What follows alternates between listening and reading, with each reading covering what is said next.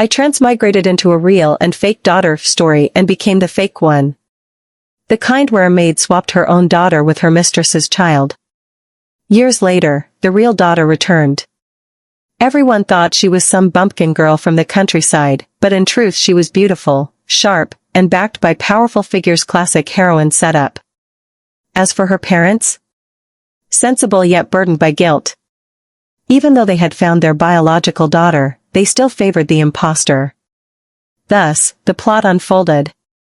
Naturally, as the vicious fake daughter, I was destined to scheme against the real one in every possible way. But every trick would be exposed, and in the end I'd be cast out of the household, left to fend for myself, reaping what I had sown. No big deal. It's not too late yet. Luckily, when I arrived, the main story hadn't even started. There were still 2 months before the heroine Lin Jue would make her grand comeback to the Chancellor's manor. Instead of tangling myself up in brainless plotlines, I might as well withdraw early. I had to seize every moment to hoard some private savings money that would allow me to run whenever needed. Step 1. Establish the theme. I renamed my maid Ruichi. Flowers blooming by the pool. How elegant the imagery was.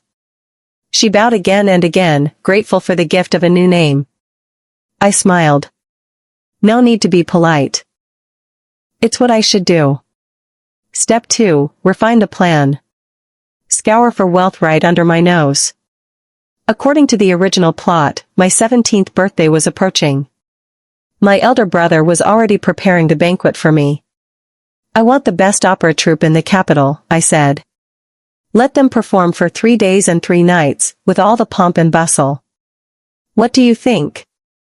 Rumor had it the troupe had a new, handsome young actor. The young ladies of the capital were swooning over him. I shook my head. Brother, I don't chase idols. Just give me the handsome lad's appearance fee instead. My mother, the Chancellor's lady, looked at me with gentle affection. My dear, if you want jewelry, say so. Mother will prepare several new sets for you. Mother, I want gold. Solid, timeless gold. It keeps its value, it's easy to carry, perfect for a quick getaway. Her expression froze. The world worshipped jade and pearls, considering gold vulgar. I only shrugged. Sorry, your daughter just loves these worldly things. My father, the Chancellor, soon joined in as well. That day he invited his dearest friend, a renowned painter, to create a portrait for me.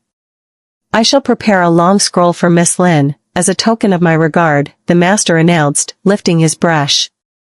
I hastily stopped him. Too long. Please paint something shorter. I handed Ruichi 12 blank fan surfaces. Just sketch a few strokes on each of these. Easier to sell in small quantities.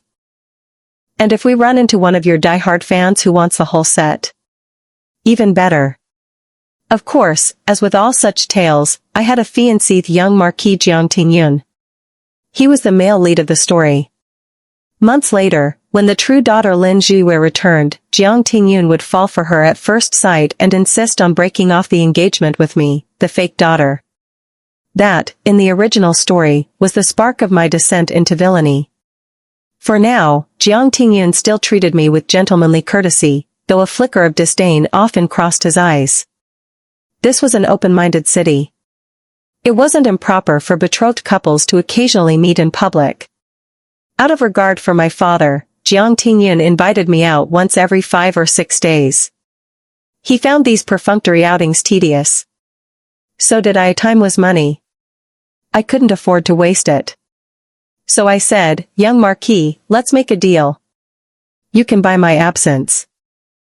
1 hour, 100 taels. Silver notes only, no credit. When the time is up, you take me home and show my father we've been together. I'll play along perfectly, not a flaw to be seen. Jiang Tingyun's lips tightened. Miss Lin, your love for money truly knows no bounds. Then I shall respect your wishes. Smart as I was, half a month later I had already amassed a modest fortune. I hid it all in a rented Hoshan old, shabby place with walls anyone could climb over. I even hired Ruichi's father, a loyal old servant, to guard the door. Still, I was uneasy. That little courtyard contained my entire future. I needed a true master to watch over it. Then fate handed me one. I decided to believe him for now. The hiring task was complete, I was satisfied. Then let's exchange names. My surname is Ling, given name's Aishue. What's yours? The boy gave me a sidelong glance. I don't have a name. How perfect. I clapped my hands. I love naming people. From now on, you'll be called Bylan. First comes rich, then comes being. With hard work, wealth is just around the corner. At the corner of Bylan's I was a small mole. His face was still boyish, but because of that mark it somehow carried a trace of mystery, neither wholly good nor wholly evil. He spoke lightly. The boss lady hired me as a guard. According to local custom, food and lodging are included. That single boss lady made my eyebrows curve with delight. Of course. You can just stay at my private residence. Outside the alley there's a wonton stall, pretty good flavor. Bylan contradicted me without hesitation. I want the pork knuckle from Spring Breeze House. Spring Breeze House said to be the finest restaurant in the capital. Which meant the price was surely outrageous. My heart twinged, but I couldn't act like a stingy boss on an employee's very first day. So I said, fine, pork knuckle it is. When it arrived, the fragrance filled the room. I had planned to eat dinner back at the manor, but my feet felt glued to the ground. Bylan, as if seeing right through me, lazily invited, you're still recovering. Better not eat too much. Why don't you join me, boss lady? Why not? I rolled up my sleeves. Add me another bowl of rice. I had to admit, eating with Bylan wasn't bad at all. He was observant, pouring tea when needed, refilling rice when the bowl emptied. Afterward, he even washed the dishes. Once everything was tidied, he asked, seemingly offhand, any progress in finding the young Marquis? You've vanished from the city. How could he have any leads? I replied. Bylan mused, is that so? Then I'll leave it to you, boss lady. He said leave it to you, but he was anything but polite. The next day he wanted crab roe buns from Elephant Moon House. The day after that, roasted whole lamb from Drunken Cloud Pavilion. There seemed to be no delicacy in the capital he didn't know. No matter how respectful I was as an employer, I couldn't keep up. When Bylan placed another order, I finally lectured him in earnest, we should value frugality as a virtue. Can't you eat a little less? Unmoved, he polished off every dish. See? Very frugal, I don't waste food. But every dish is expensive. I nearly cried. Bylan watched me scrub dishes with a half smile. Didn't it taste good to you? A soul-deep question. I struggled. Yes. Delicious. He put away the bowls and said sincerely, boss lady's private savings must be substantial. Don't fuss over the price of a single pork knuckle. Huh. As if I'd believe that nonsense. The more handsome the man, the better he was at tricking women into spending money. Back in my room at the Prime Minister's residence, I pored over my accounts for half an hour, frowning. This employee might not require wages or insurance, but his food costs were astronomical. If this continued, my little savings would be drained. True, his hands were handy. In just a few days, he had repaired the leaking roof, rebuilt the crumbling woodshed wall, even planted flower seeds along the wall, claiming they'd sprout soon. He massaged Father Rucci's chronic leg pain daily, leaving the old man smiling from ear to ear. The once dilapidated courtyard now seemed lively simply because Bylan lived there. He was practically a male version of the snail girl from folklore. I asked where he found the time to fuss with the yard. He answered seriously, I've always wondered if I could have a quiet little courtyard to grow vegetables and raise chickens, how would it feel? Thanks, boss lady, for helping me realize that dream. So yes, he was capable and even a bit endearing. But still my original intent in hiring him was to guard my treasure. I couldn't let him derail my plans to amass wealth. Maybe I should fire him and hire a more cost-effective guard. Just as I thought this, Bylan proved his worth. Father Rucci, unsteady on his legs, ran into some thugs in the alley. If not for Bylan's timely arrival and quick fists, the old man would have been hurt. Grateful, Rucci tried to press his allowance money on Bylan. Bylan waved it off, carefree. Keep it. The boss lady is beautiful and kin shall reward me instead. Then he flashed me a smile. Am I right? Such an arrogant employee shouldn't be spoiled. But seeing Rucci's teary-eyed gratitude, my heart softened. Fine. Tonight let's have a staff dinner, something good, to make up for it. Bylan's smile widened. I hear there's a shark fin banquet in the south of the city. The meals just kept getting more extravagant. I snapped, I've wanted to say this for a long time, why don't we cancel our contract? I'll return the token to you. Bylan frowned. I don't want that. I like living here, helping you guard the place. I've worked hard to save up a little money, and you spend it like water. I can't afford you. He shrugged, unconcerned. So what if you run out? You're the betrothed of the young Marquis. When you marry him, he won't let you go without. The mention of my unlucky fiancé made me grit my teeth. You're wrong. I won't marry Jiang Tingjun. Bylan's smile faltered. Why? I can read fate, I told him. Within 2 months, he'll break off the engagement. Then I'll be the laughingstock of the capital. But I've planned ahead. When that time comes, I'll leave the city. Until then, every bite you eat is from my savings. Of course I mind. He raised his brows, truly surprised. After a long pause, he said, seems I may have misunderstood you. Misunderstood what? He shook his head. Nothing. Just this is the first time I've seen a girl planning her own broken engagement. And with the most admired young lord of the capital, no less. What's so special about him? Bylan, your looks are no worse than his. It was just a joke, meant to sweet-talk him into eating less.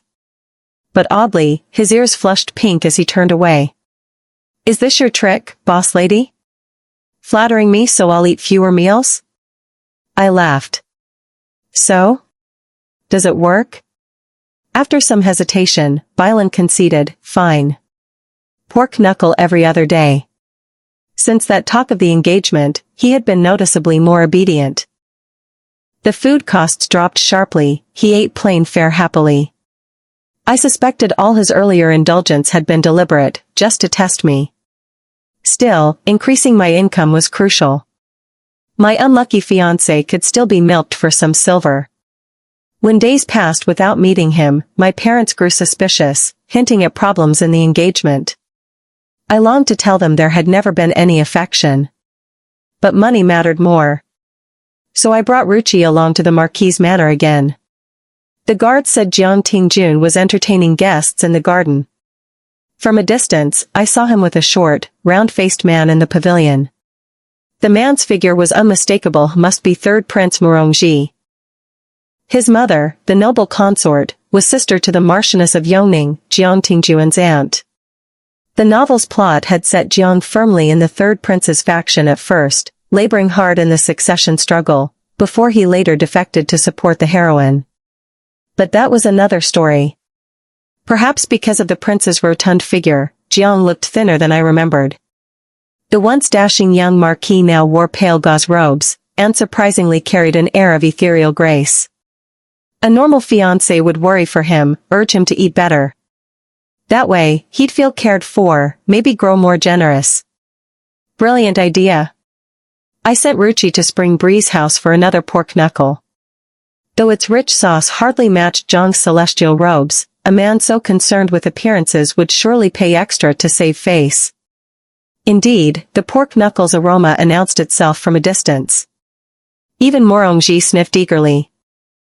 The steward set the food on the table, and I shyly presented it. This is Spring Breeze House's braised pork knuckle, tender inside, crisp outside, juicy and rich. I thought the young Marquis looked thinner, he should replenish his strength.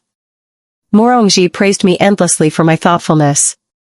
I could swear Jiang's hand trembled slightly on his wine cup. The two men chatted about banned books in the capital, unconcerned by my presence.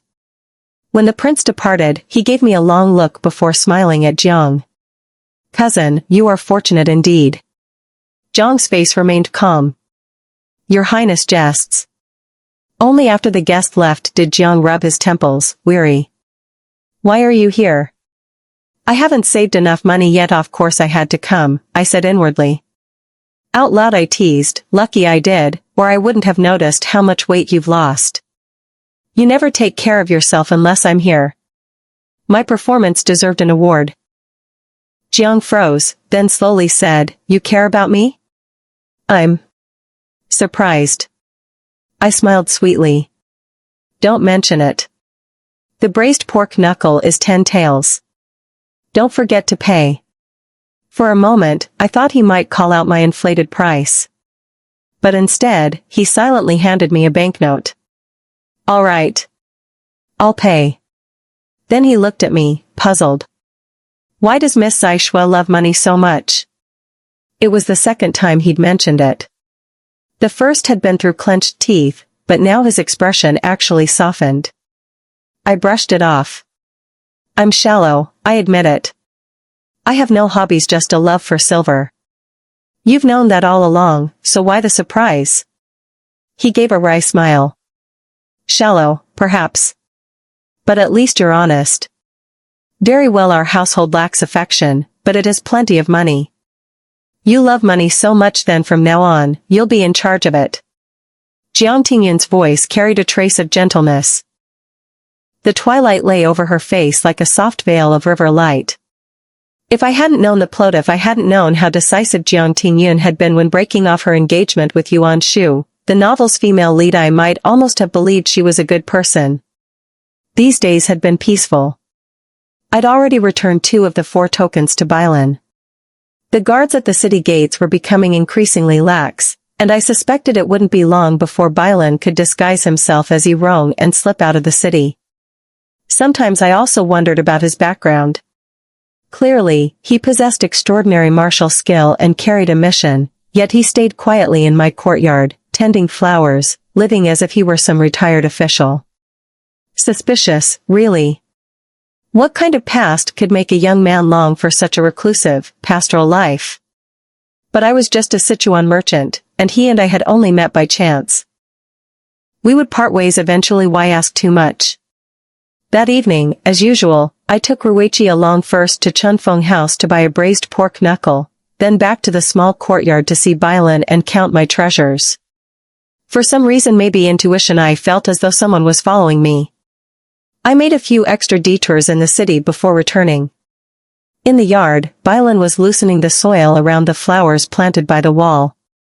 When he saw me, he smiled as always. "Boss lady, you're a quarter hour late today. Were you distressed over the price of pork knuckle again, so you delayed?" Seeing him, I felt my heart settle. I shot back, "You eat my food, drink my wine, and still call me stingy?" Bailan drawled lazily, "How would I dare? But look, the flowers I planted have bloomed. The first one is for you." As if performing a magic trick, he pulled out a pale purple flower from behind his back. I didn't know the species. Its fragrance was faint but oddly moving. For a moment, my heart stumbled in panic. Just as my fingers brushed the petals, the half-closed courtyard door was shoved open violently. Ruichi, standing by the threshold unprepared, was knocked to the ground. Who dares be so rude? My anger cooled slightly when I saw the intruder's face. Dressed in plain clothes, his expression dark as water, a cold aura wrapped all around him. This was the last person I wanted to see. Jiang Tingyun. She must have spotted me at Chunfeng House and followed me here. Before I could think of a countermeasure, Jiang Tingyun had already stepped inside. A short sword flashed from her waist. Lin's eyes step aside. This man is the thief who stole my token. My mind went blank with a bang. Bailan, however, was calm, leisurely continuing to pull weeds. Does this young lord have proof? Without evidence, to point a sword at someone in broad daylight, in the capital no less, surely that isn't proper? Jiang Tingyun sneered. You hide him here, the tokens must also be here. I'll turn this place upside down if I must. I refuse to believe I won't find proof. My carefully buried treasure's just a word from her, and she wanted to dig everything up. Jiang Tingyun truly was the bane of side characters. Yuan Shuqing never lied to me. And Bill and he even fanned the flames, slowly rising to his feet, patting the dirt off his hands. If you don't find anything, young lord, then what will you do? No. Bailan must not expose his identity if he were discovered. Wouldn't I also be guilty of harboring him? Forcing a smile, I said, the young Marquis must be mistaken. He cannot be a thief as my friend.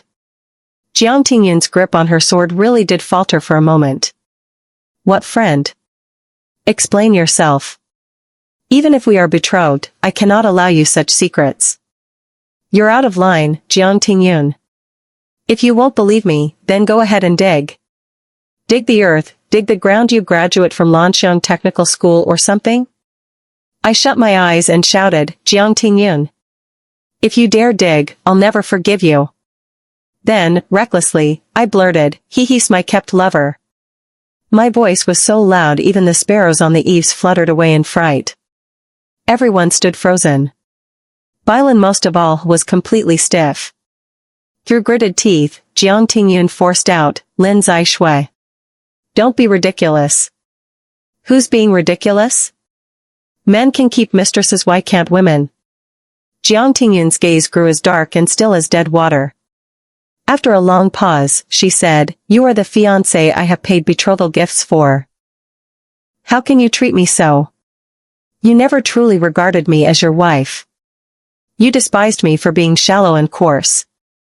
Her lips moved as if she wanted to argue, but finally she said only, if you are willing to sever ties with him, I will still bring you into my household. I cut her off, no need to force yourself. I'll speak to my father and cancel the marriage. After all, you were always going to break off our engagement for Yuan Shu anyway. I'll beat you to it. Consider it a small revenge for the supporting character. At those words, Jiang Tingyun's face flushed scarlet. I thought she'd explode into rage as before, shouting and cursing. But instead she clenched her jaw, silent, then turned on her heel. Crossing the threshold, her figure staggered slightly, yet she never looked back. And just like that, I muddled through. Such good fortune is right before you, do you want it or not? Everyone likes him. Is he money itself?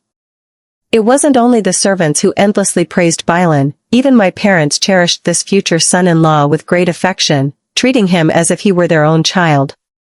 They would either call in a tailor to make clothes for him or invite a physician to tend to his health. Even my elder brother had to step aside. That very day, the Marquis's household returned our betrothal gift and formally annulled the engagement between our two families. Outwardly, everyone still behaved with perfect courtesy, yet the servants whispered that the young Marquis's face was dark as frost, as if he had forgotten how to smile. After the engagement was broken, my father could hardly conceal the joy tugging at his eyes and lips. I tugged at Ruichi, puzzled, and asked, in terms of family background, Jiang Tingyun is far superior to Bailan. Why is my father so delighted? Ruichi explained, some years ago, after the young miss caught one glimpse of the young Marquis, she lost her heart to him. But the master and madam said the young Marquis was too proud, that Missy wouldn't be able to manage him, and thus he was no suitable match. Still, the young miss threw a tantrum for months, vowing she would marry none but him, even threatening with her life, so in the end the engagement was settled. Now that things have changed, the fiancé is instead young Master Bai. Not only is he handsome, but he is kind by nature, warm and considerate. Surely, once married, he will cherish the young miss dearly. How could the master not be overjoyed? The words I had meant to retort suddenly stuck in my throat. I found myself speechless. Was this truly the side of things the book never showed? That Lin Zishua's parents had actually thought so carefully for her sake? In the original story, the supporting girl and her parents had been written as utterly estranged. At that time, the male lead Jiang Tingyun wished to annul his betrothal with the second female lead, Lin Zhiyue, so he could marry the heroine. This was agreed to readily by Lin Zhiyue's parents. The scorned girl cursed Lin Jiyue madly, hating her for stealing both parental affection and her fiancé. This hatred was what pushed her into madness. Blind when inside the game, but clear to outsiders, Jiang Tingyun was aloof and cold, compared to the lively but somewhat shallow Lin Zixue. The composed and perceptive Lin Jiyue was clearly the better match. But caught up in her obsession, Lin Zixue lost all sense. In a single reckless moment, she even drugged Madame Lin in order to frame Lin Jiyue. If not for the heroine secretly being a disciple of a divine physician, Madame Lin's life would likely have been lost. Banished from her home, the second female lead cursed the scorned girl viciously. The author spent thousands of words having readers cheer at her downfall, branding her as ungrateful, inhuman, and devoid of family loyalty. After I crossed into this story, I only thought about steering clear of the heroine's love life. I never once considered how deeply my parents here cared for me. The truth is, even in a scandalous matter such as annulling a marriage, they never uttered a single objection. In the real world, this would already be rare tolerance, let alone in ancient times. When I first arrived, all I thought about was self-preservation, saving money to escape one day. I hadn't spared a thought for others. I never realized that the people around me were living, breathing, feeling human beings. My parents might be fictional, but their affection was real. Surely I must repay that somehow. I wiped at the dampness in the corner of my eyes. Ruichi, I said softly, after going to the Chunchun Tower so many times, I've more or less learned the ropes. Come, help me, I'll cook a pork elbow myself and give it to father and mother. I hadn't expected that when I finally cooked a meal with my own hands for my parents, the credit would once again be given to Bailan. With such a good son-in-law, even the daughter has grown more sensible, she's even learned how to cook. Truly the family's great blessing. Things were moving far too quickly. Our family's happy event was being urged along at every turn. This love me, love my dog was being taken to an absurd degree. If I didn't act soon, I feared one careless moment and I'd be shoved straight into the bridal sedan. So I had to speak with him properly. But Bailan was in high demand these days, people everywhere needed him. It was late at night before I finally found him in his room. The lamplight was dim. He sat with head lowered, rubbing medicinal wine onto his wrist. His skin was pale to begin with, but now his wrist was red and swollen. It was a shocking sight. I cried out in alarm. Bailan looked up, smiled, and said, "Got burned helping in the kitchen." "Nothing serious." My heart twinged. I pointed to another bruise. "And that?" "Bumped it carrying stones for the rockery." I gasped again. Bailan exhaled softly and pulled his sleeve over the injuries, speaking in a lazy drawl, so many questions. "Do you not feel sorry for me?" He could claim I exploited him, but never that I pitied him. My face grew hot. I quickly shot back, "Who feels sorry? I'm just curious. I keep piling work on you, why don't you resist? I eat your food, drink your tea. Shouldn't I do something in return to please you? Why would I resist?" His tone was utterly serious, without a hint of jest. My face burned. "Why do you need to please me? We're simply employer and servant. All you need do is your job. Anything beyond that, who would bother?" Bailan leaned closer, sighing, drawing out his words. "Boss lady is usually so clever. How can you not guess my intent?" "I'm not clever. I can't guess you at all." I stubbornly held my tongue. Bailan seemed almost exasperated, raising his voice slightly. "Of course it's because I truly wish to be your husband." He must be lying again. But his voice carried a note of raw sincerity. My heart thudded wildly. I forced myself to twist his ear and drag him away. "You thief, who would believe you?" Bailan arched a brow. "That's unfair." "I don't like that word. I'm no common thief. Others steal wealth, I steal hearts. These past few days, I've already stolen quite a few. Only Lin Zixue's heart seems harder to steal. So give me a few more days. If not today, then tomorrow, the day after, I will steal it yet." The moonlight was bright, silvering the world. His eyes were soft and clear, his handsome features bathed in glow, so dazzling they could stir envy. Before I knew it, I blurted out, "You've kept many things from me. What grudge do you bear against Jiang Tingyun? Why steal his family's token? Even your name Bailani was the one who gave it to you." He froze for a moment, hesitating, then sighed. "The time isn't right yet. I can't tell you everything. In a few days, I'll lay it all bare. But I can promise you this: I am no roof thief. My background is clean. What I hide from you is only because it's too important to reveal yet." Bailan had his secrets. Of course he did. Who doesn't? I myself had a secret no less heavy, that I was a false daughter in this household. Yet the story hadn't reached the point of the heroine's return. Even if I confessed now, no one would believe might would seem baseless nonsense. So I said, "When you're ready to speak, I have something to say too. One secret in exchange for another." Bailan smiled. "Deal." He yawned, gesturing politely. "I'm going to bathe. Boss lady, why not head back first?" My gaze flicked to his slightly loosened collar, the clean lines of his throat. Heat rushed through me. I fled, pacing 2 circles in the garden before my racing heart calmed. Bailan wanted to be my husband. Did I want him to be? I had never thought about what sort of person I liked. But his presence gave shape to the shadow of an answer: someone who shared my interests, someone lively, quick-witted, warm, and smiling. Someone deft and capable, able to mend whatever was broken. In short, someone like Bailan. But I hadn't even figured out my own identity yet. How could I spare time for romance? Still, according to the original plot, the heroine was not due to return until the Mid-Autumn Festival. It was only early August now.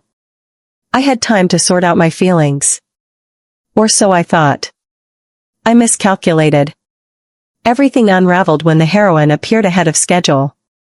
More than 10 years ago, Madame Lin's trusted maid, Rongyang, fell for a married man.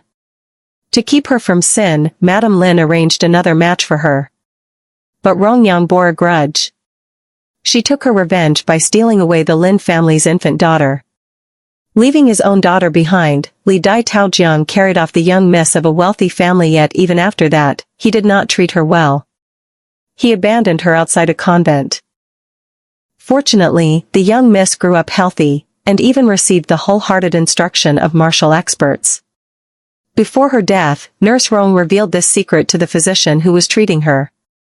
The doctor dared not conceal the matter and entrusted someone to pass the message, through many hands, to the Prime Minister's residence. What shocked everyone even more was that, almost at the same time, an old friend of the Prime Minister wrote a letter saying that the true eldest daughter of the Lin family was staying in his home, and would soon be entering the capital. After receiving the letters, the whole Lin household buzzed with whispers. Everyone speculated how this earth-shattering affair, the swapping of a family's young mistress, would end. Ruichi sobbed with snot and tears, "He's back. What will happen to Miss? Master, Madam, will you not want her anymore? Will you take him back and send her away to the countryside?" "Miss, I'm afraid." "Aren't you afraid too?" I was a little dazed. Afraid? Perhaps not. After all, I already knew this storyline, and since childhood people had praised my courage. Surely even if I left the Lin family, I could live well. But Miss Yuan Shuli, the pampered daughter raised in the palm of everyone's hand, faced with such a blow, she would surely panic. The parents she had called father and mother for 17 years were not her blood. The family she had lived with for 17 years no longer had a place for her. And her true mother was the very instigator of this tragedy. Every detail was enough to fill her with deep insecurity. That was why she probed others so cautiously, why she became obsessed with driving Lin Zhui away, step after step down the wrong path until she destroyed herself. I said, that is her life. However unwilling we are, it must be returned to her. Even if it turns my own life upside down, even if it breaks my heart, the truth is still the truth. It cannot be changed for sentiment's sake. Soon, Lin Zhiyue's carriage arrived at the Lin residence. The entire household gathered in the main hall to welcome father and mother. Even eldest brother comforted me, "Zai Shui, don't worry. We raised you for 17 years, feelings like that can't be compared. He only shares our blood, but you share our love." Honestly, I was touched. Clearly, it was my body's mother who had done wrong, yet they did not place blame on me. They thought only from my perspective, afraid I would feel wronged. I held my mother's hand and urged her, "Mother, compared to me, he has been deprived of more than 10 years of your love. That alone is unfair. Moreover, he has wandered the world training in martial arts, suffering hardships and bitterness. Now that he has finally come home, you must love him even more." My words made mother's eyes fill with tears. I went on to remind my brother, "Our family is large and wealthy, can afford one more pair of chopsticks at the table. You mustn't say anything heartless like sending him back to the convent. That would sound shabby, not like a worldly young master of the Dai family at all." My brother slapped his forehead and laughed, "Little sister, how did you know my thoughts?" In the end, I told father, "There's no need for a blood test. Those things aren't always reliable, and they only wound people's hearts. Father, trust me, Jiu's looks are the very image of mother's. No one with eyes would dare spread gossip." Father hid the medical book he was holding behind his back and said, "Then we'll do as Zai Shui says." Because of me, at the heroine's return, the family showed her genuine goodwill. And indeed, Lin Jiu was exactly as the book described, a beauty without peer. I gazed at this heroine whom the novel had depicted, the disciple of a divine physician, personally taught by a valley master, later to become the cherished pupil of a manor lord, loved madly by Marquis Yoning Jiang Tingyun, regarded as a life mentor by the future son of heaven, idolized by the world's foremost assassin, who would willingly give up his life for her, and even vowed for by a foreign prince who would remain unmarried all his days. The perfect heroine. She stepped forward, voice like a mountain spring clear and melodious, "Father, mother, eldest brother, I am Zhuiyue." Everyone admired her elegant, noble bearing. Then Lin Zhuiyue paused, looked at me, her smile deepening, "Ziza, pleased to meet you." When her cool phoenix eyes fixed on me, it was as if a taut string inside my heart had been plucked hard. My throat felt choked, but I still managed a smile and said, "Pleased to meet you, Zhuiyue." Because of everyone's curiosity, Lin Zhuiyue began recounting her years away from home. The entire household listened, captivated. But I knew she was only telling the amusing, interesting parts, carefully omitting much suffering. She did not mention, for instance, being sent to gather firewood in a snowstorm, nearly getting lost, nor did she speak of almost dying after mistakenly eating poisonous herbs while studying medicine, nor the times she was ambushed and harassed by enemies while traveling the martial world. Compared with her, full of justice and ambition to revive the nation, I who only wanted to be a salted fish felt utterly small and insignificant. Seeing my parents and kin shower her with admiration, how could I not feel jealousy? That would be a lie. And if even I, with little affection for these fictional parents, felt so uneasy, then the true Lin Zai Shui, faced with this, would be devastated. So even though the supporting girl's attempt to harm the heroine out of fear of losing her place was terribly wrong in this moment, I could sympathize with her. To keep those feelings from festering, I quietly slipped away. Maybe I should just leave early. With the small stash I'd saved, even though Biling's feasting had cost me much, I could still find a place to settle down, and then live on my own. I hurried along, and just as I turned a corner, a handkerchief was tossed right into my arms. It was Bilan. From the moment the news had arrived until Lin Jiu's return, less than 12 hours had passed. Amid everyone's fluster, it seemed no one had seen Bilan. Now he leaned against a wall, frowning slightly. "I've been watching you half the day," he said softly. Wanting to cry, but not daring to. How pitiful. "Here, take this handkerchief. Cry your heart out." Strangely, the grievance and inferiority I'd just been drowning in suddenly felt less important.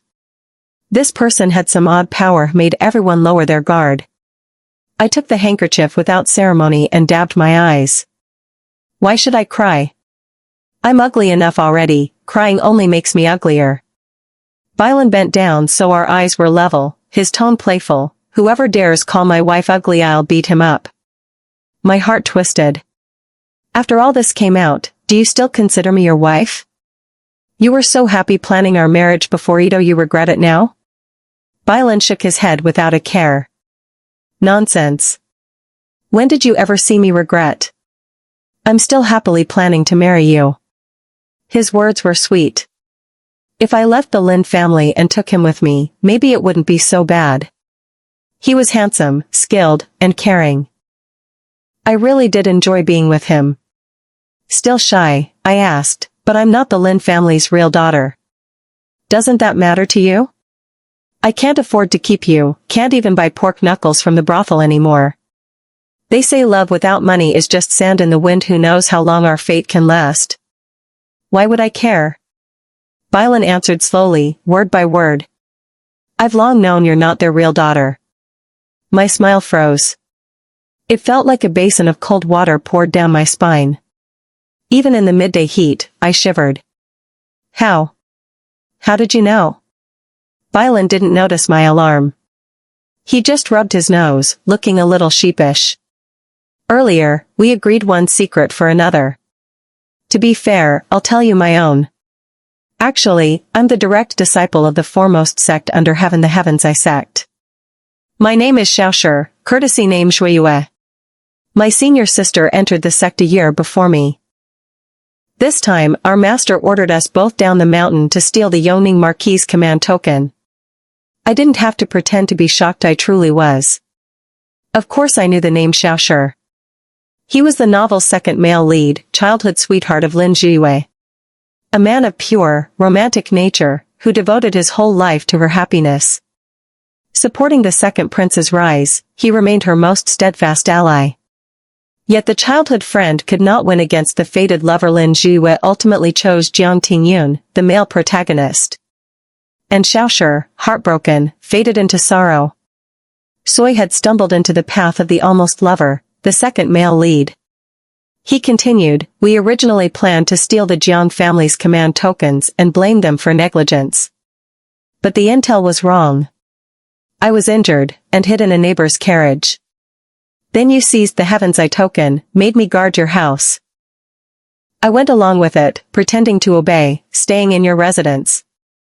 But in truth, during this time, I found you honest and righteous, lively and adorable. That's why I secretly notified senior sister Lin, telling her to return early and reunite with her family. If you don't wish to remain in the Lin household, I can take you back to the Heavens I sect. The forests there are lush and beautiful, you'll love it. So this was the truth. From beginning to end, the one acting clever was me, and I had been completely wrong. Xiaoshi's injury had never been that serious. No matter what medicine I gave, he would have recovered. The command token I thought I'd captured was actually his sex token, whether it was lost or not meant nothing to him. That was why, when Jiang Tingyun later searched my residence, he was never afraid. Xiaoshi agreed to live in my private residence, not out of obedience, but to test whether Jiang Tingyun and I had seen through his theft of the token. He had known all along that I was only a fake daughter, a cuckoo in another's nest. Ridiculous. While I thought I had found a reliable watchman, I stupidly tried to win him over with braised chicken, roasted pork knuckle, osmanthus duck, and cold rabbit. All that effort might as well have been fed to the dogs. I forced down my shock, turning it into a bright, natural smile. Fine. I'll go back with you. Tomorrow morning, I'll bid farewell to my parents. Do you dare? Xiaoshi gave a teacherly smile. Such an impatient temperament. Very well, I'll go with you. I have my sex token with me, enough to win over your father and mother's trust. In a few days, I'll have my master send someone to formally propose marriage. You won't be wronged. He truly meant it. That was just the way he was, pretending to be frivolous, yet wanting everything and capable of anything. If he had decided to marry me, then surely every arrangement was already in place. But I was only deceiving him. I still intended to leave alone, just as I had planned. I knew my emotions were spiraling out of control, but I was already at the breaking point. Lin Jue would replace Lin's H with that much I had accepted, however painful. Yet learning that bilingual was among her admirers. That struck straight to my heart. I was finished. Not only did Biling like Mei liked her too. In that moment, my feelings were finally clear. Family, status, all of it I could surrender. I didn't want to fight the heroine for a man. Even if I did win him, he wouldn't truly be mine. What would be the point? I had little luggage, so I packed quickly. The farewell letter to my parents was already written, waiting in plain sight. I had even written one for Biling, but it no longer mattered. I lit the lamp and burned her letter. Then I slipped the last token into its envelope, blackwood, carved with an ancient seal script character. Looking closely, it seemed somewhat like the word heaven. Too bad I lacked the learning to recognize it sooner. Finally, I summoned Ruichi, pressed a small gold piece into her hand, the most valuable thing left in my private stash. An early mid-autumn gift, I told her. She had always been loyal. I had to leave her something to rely on. Midnight drew near. Silent, empty streets perfect for running away. I slipped out of the Ling residence without trouble and made my way toward the city gate. These past months, I had studied every escape route. Each time Jiang Tingyun invited me out, I had memorized the terrain. Waiting in a secluded corner for dawn to break, I suddenly felt a chill of danger. I turned and 4 or 5 men in black stood behind me. I swallowed hard. Gentlemen, let's talk this over. No need for violence. But hired blades never listen. Trained hands lifted a sack. Miss Lin, our master requests your presence. They locked me in a woodshed for half a day without even water. Who could hate me enough for this? No clue until their master arrived. Even masked, that frame was unmistakable. The third prince, Morongqi, a mere cannon fodder character in the novel. He crouched to check on me. Miss Lin weak, I croaked. He spun to scold his men. I told you to guard her, not starve her. Fetch food at once. Well, food was food. I devoured the hot dishes gratefully. Many thanks, Your Highness. Morongqi froze. You recognized me? How? I couldn't exactly say, because you're fat. Too cruel. So I blurted, I never forget a face. Saw you once at the Marquis estate, and remembered. He rubbed his hands, sheepish. I truly had no choice but to abduct you. Forgive me. What use was an apology after a crime? Still, he had the advantage, so I said sweetly, it is my honor to be of service to Your Highness. Perhaps my obedience disarmed him. He even removed his mask and revealed his scheme outright. The crown prince had died young, leaving the succession open. Each surviving prince vied for the throne. Tianyan sect supported the second prince, Morongshua. The young marquis, with 10,000 troops, sided with the third prince. Morongqi the chancellor was a neutral, but since his daughter was betrothed to the young marquis, he was considered Qi's ally. Now that the engagement was broken, the chancellor planned to marry his daughter elsewhere. That risked shifting his support away. Thus Morongqi devised a plan: abduct me, let the marquis rescue me, and thereby rekindle ties with the chancellor. I was speechless. No wonder the novel said only Jiang Ting supported Morongqi, and even he later defected. The plan was absurd. If the chancellor found his daughter first, he'd only turn more firmly to Morongshua. If Jiang Tingyun hated Lin Zixue, why would he bother saving me? And really kidnapping the fake daughter? What use was that? But I forced a smile. Brilliant, Your Highness. I am at your service. And so I stayed, eating and drinking at his expense. Yet not once did anyone come searching. Morongqi grew anxious, muttering that surely Jiang Tingyun must have picked up the clues. But I remained calm, even demanded dishes from Chunfeng Tower. When the pork knuckle arrived crispy outside, juicy inside, paired with steaming rice, I wept at the taste. Morongqi panicked, dabbing at my tears with his handkerchief. Don't cry, Miss Lin. I never meant to hurt you. Whatever you wish to eat or play, say the word.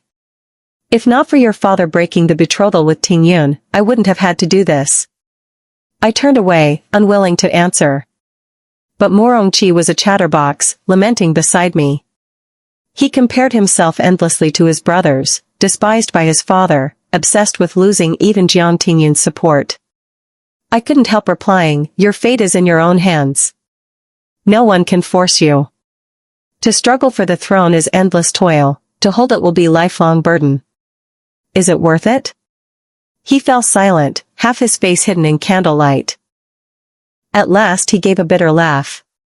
Miss Lin thinks I've never resisted, never thought of giving up? Of course I have.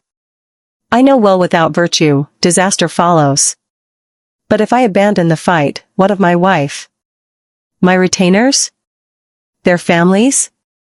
All their lives depend on me. If I retreat, perhaps I live as royalty. But they would perish. This is destiny. So long as royal blood runs in my veins, I cannot escape it. Tears welled in his eyes. You are still young, you wouldn't understand. Perhaps it's better you never do. With that, he left me alone, staring blankly at half a pork knuckle. Yes, everyone has their own ambitions. Morongchi's was the throne, he could never renounce it. Then what of Biling? In the novel, he despised power struggles, yet for Lin Jiyue's sake, he dove into them, stirring up court intrigue all just to win her smile. What did he truly desire? I was lost in thought when a servant slipped in delicate hands reached for my bowl. Such beautiful hands, too beautiful for an ordinary man. I looked up and saw the disguise fall away. Lin Jiyue. Her voice was low. Don't sleep tonight. I'll get you out. The heroine was indeed the heroine. Just 10 words, yet carrying everything, she was willing to save me. She had come prepared. She would surely succeed. That night was destined to be restless. She used poison smoke to fell the guards, then swept me away with effortless lightness skill, flying rooftop to rooftop. Her arm around my waist, her fragrance faint as orchids I needed only to stay quiet, safe in her hold. Wonderful, being pressed so close to such a beautiful, valiant, fragrant young lady, and not having to lift a finger. When she finally set me down, I bowed deeply. Thank you truly. Sorry for troubling you, elder sister. In the novel, the true and false daughters had been born on the same day, but the true daughter a few hours earlier. Calling her sister felt natural. Her eyes glimmered with charm. You're hardly troublesome. Then, with a smile, though you're quite different from the reports about you. A praise, or criticism? I laughed awkwardly. And you're exactly as described, she said, pulling off her veil, pointing ahead. An intersection, one road led to the city gates, the other to the chancellor's mansion. Choose for yourself. I'll take the gates. Home. I trust you'll care for them well. My farewell letter was clear enough. If I stay, I'll only interfere with your family's reunion. Best I leave for now. Lin Jiyue paused, then said softly, there is actually a third road. You may choose as well.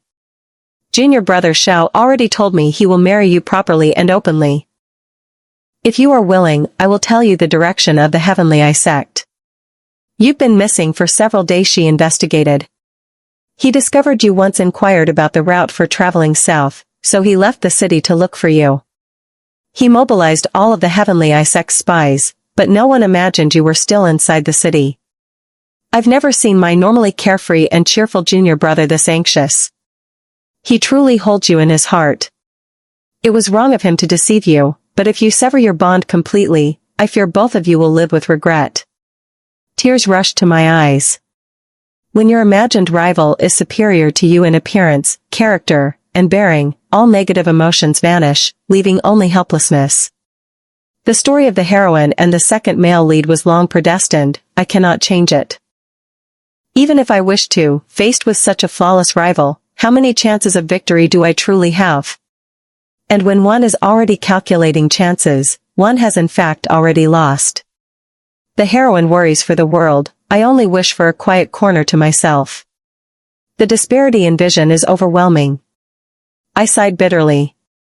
I will still choose to leave. Both you and he harbor great ambitions. I am an outsider, neither do I have the ability, nor the will to interfere.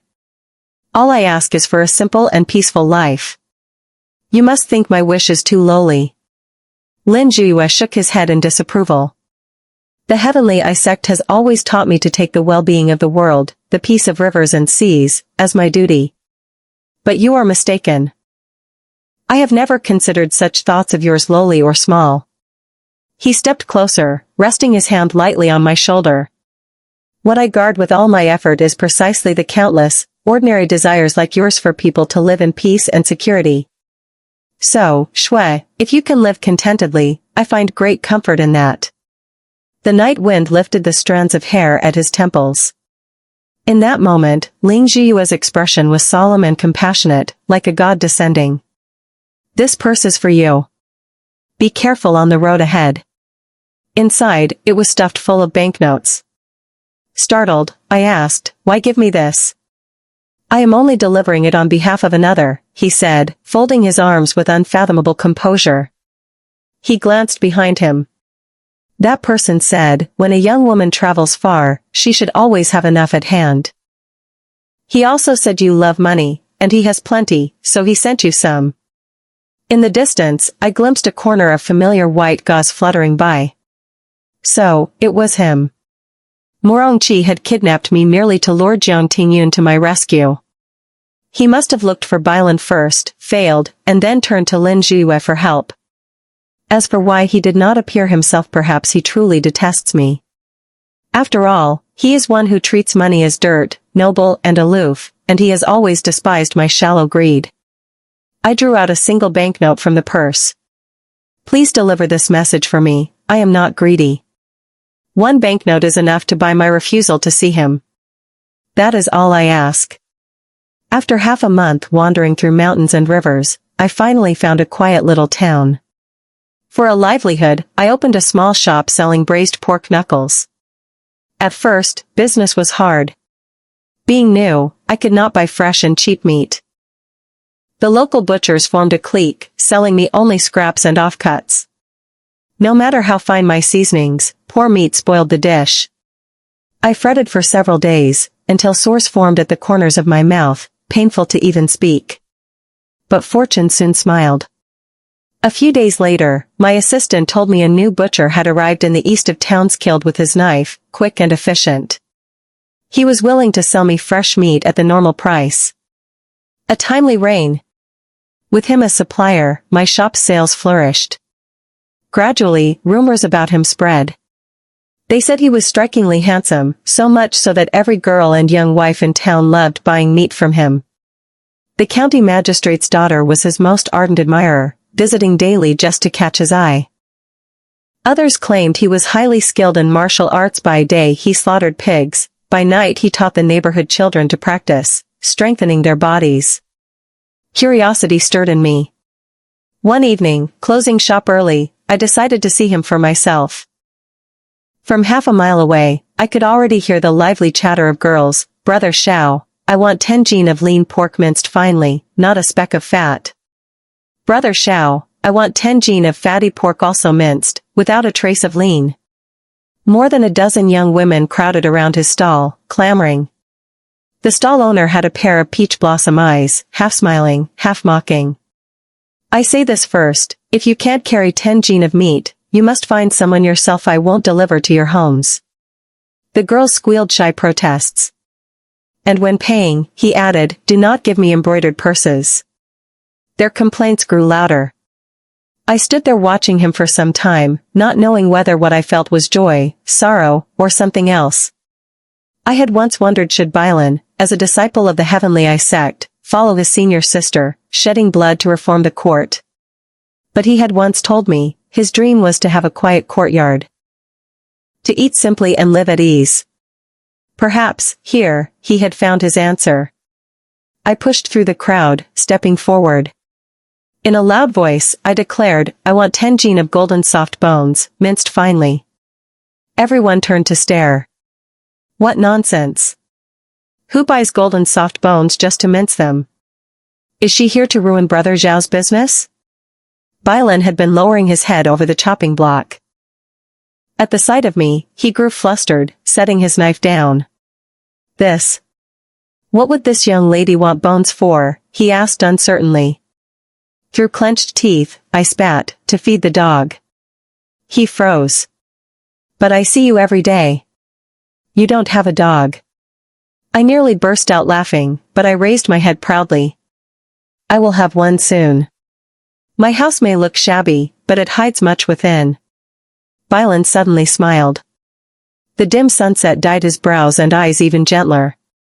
He untied the apron at his waist, bent slightly toward me, and said sincerely, I am Bailan. I recommend myself. Let me guard your door. Not only that by day I can tend vegetables and carry water, by night I can massage your shoulders and feet. What do you say? The end.